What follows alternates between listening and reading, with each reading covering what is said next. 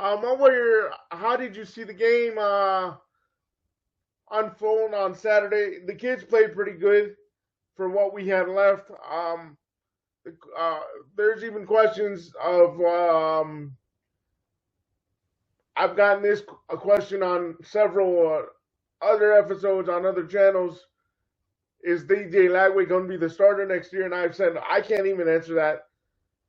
And they're even asking about, is Riley even a top candidate? I told him I can't give you my sources, but all I can tell you is he's been vetted. So, what were your expectations from all this mess, all this craziness that we have with the game? And do you think we lost it, or did they just beat us? Yeah, I thought it was a really good game coming off of a game in Kentucky where it just felt like we were depleted and we were not a good football team. This one felt good. We were in it. It felt like we could have won that game. The DJ Lagway interception at the very end of the game obviously kind of killed it, and it sucked because in my opinion, he played a pretty good game up until that.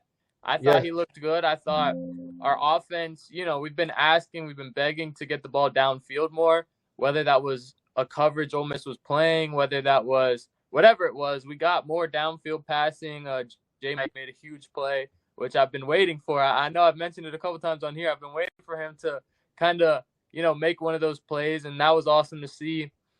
In the end, we end up losing. It looks a little worse than it was, down by 10, I guess, when we really should have lost that pretty closely. But all in all, I thought it was a really good game. I thought Florida's offense was honestly the plus. I think Florida's defense, when you get run over like that a little bit, it's tough.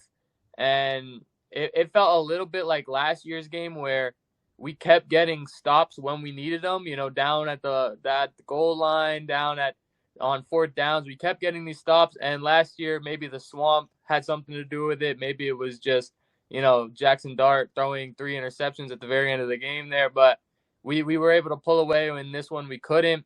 So I thought it was a really good game. I was excited for Lagway. I know that last interception kind of muddies the day and kind of makes it look like a worse performance than it was. I thought he looked pretty good.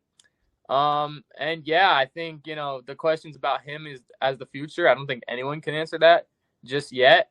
I think it'll be interesting to see. I think, if we were playing against our future head coach, he saw the potential that DJ Lagway has. He's seen it last year and he saw it this year. I think, there was plays where you're like, yeah, this is what we expect from DJ Lagway. So, I wish we came away with the win. It would have been a huge storyline, but I think it was a great game against a team that is likely to be in the playoffs now. I think it's basically, a foregone conclusion that they're in the playoffs. So a great fight from the Gators, and it kind of delayed some concern that I had after the Kentucky game of like, maybe these guys are finally giving in. Maybe these guys are, done. But I didn't see that. I saw a football team that was there to compete against one of the better football teams in the country.